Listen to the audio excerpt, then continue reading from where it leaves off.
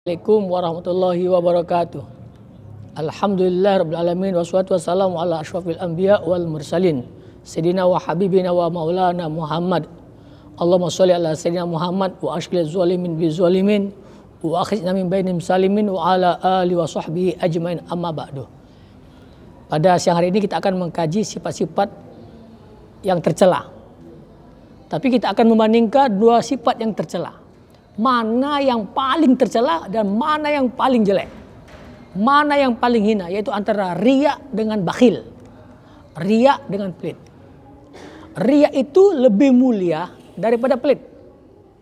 Kenapa? Karena riya itu masih ada manfaat.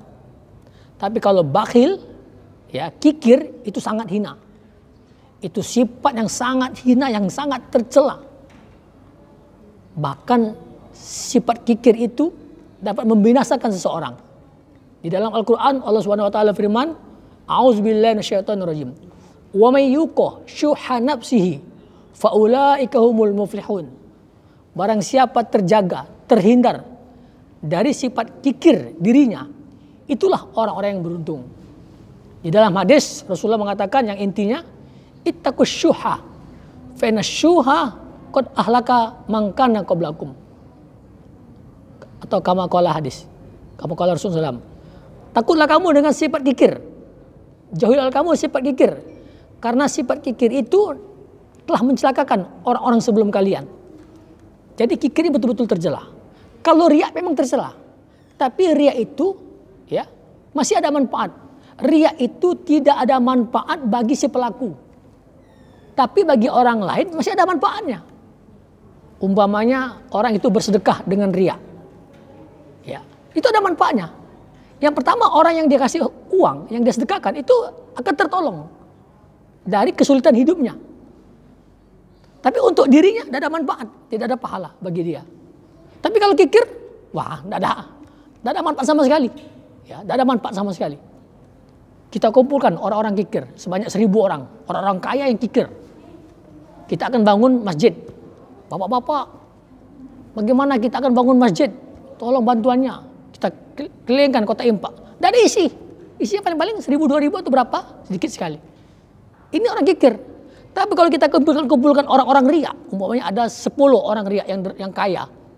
Bapak-bapak yang dermawan, yang soleh-soleh, kita akan bangun masjid. Bagaimana bapak yang soleh?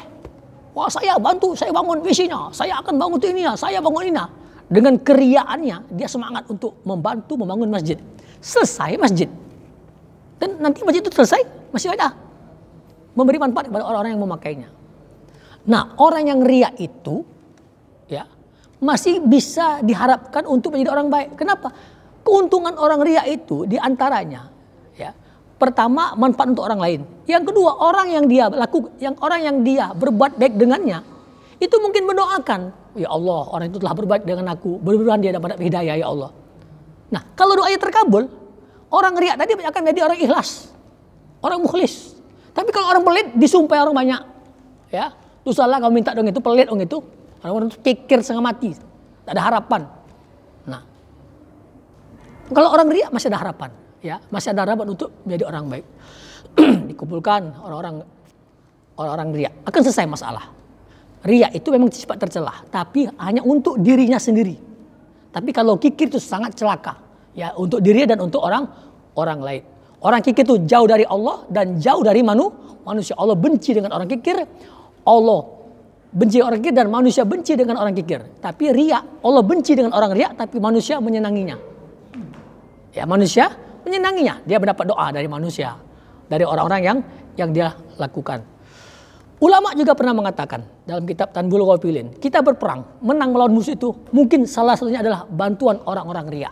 Jadi orang riya semangat berperang, bunuh orang banyak dia, bunuh orang karena keriak tadi. Tapi tetap kita dapat bantuan dari mereka. Ini saya terangkan ini supaya kita itu jangan kikir. Menunjukkan bahwasanya sifat kikir itu sangat tidak baik, sangat tercela, di bawah riya celahnya. Riya juga tidak bagus. Tapi orang riya masih ada harapan, masih ada manfaat untuk manusia, dan orang riya masih bisa diharapkan doa dari orang-orang yang dia berbuat baik dengannya. Memang di dalam hadis Rasulullah bersabda, ya, kalau ada orang berbuat baik dengan kalian, maka balaslah dengan yang lebih baik. Kalau tidak mampu, balas dengan yang serupa. Kalau tidak mampu, doakan. Artinya orang riya itu akan mendapat doa dari orang yang dia berbuat baik dengannya. Nah, doa-doa hidayah, doa-doa berkah. Nah, mungkin mudah-mudahan Allah Subhanahu wa taala mengabulkan doa si orang-orang yang berdoa tadi, maka dia akan menjadi orang yang soleh. Nah, inilah menunjukkan sifat kikir sangat tidak baik dan sangat tercelah dalam Islam. Sekian, mudah-mudahan bermanfaat bagi kita semua. Allah hindari kita dari perbuatan riya dan Allah juga hindari kita dari perbuatan sifat kikir. Oh ya, ada satu lagi yang saya lupa. Orang sholat juga misalnya, ada orang sholat ke masjid, riya, itu masih ada manfaat juga. Apa manfaatnya?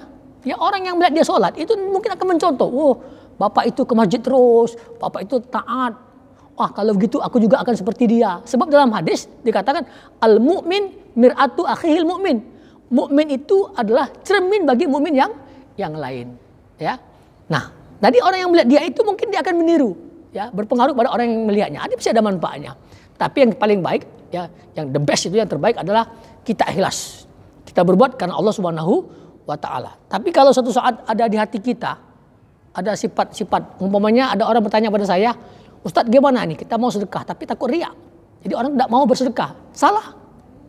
Tidak beramal soleh karena takut riya itu adalah riya. Ya, tidak bersedekah karena takut dikatakan riya itu adalah riya. Riyanya di mana? Riyanya dia minta dikatakan dia itu orang ikhlas. Jadi yang namanya orang ikhlas itu dipuji atau tidak dipuji tetap beramal soleh. Adapun bisikan hati kita, ya, membangga-banggakan dengan amalan kita, itu adalah bisikan setan.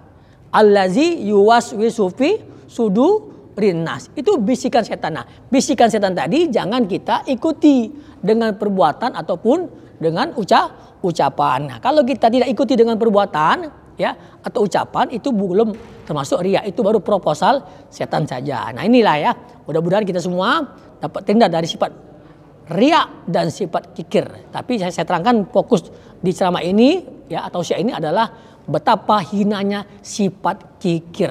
Sampai-sampai riya itu masih lebih mulia daripada orang kikir. Sekian, wassalamualaikum warahmatullahi wabarakatuh.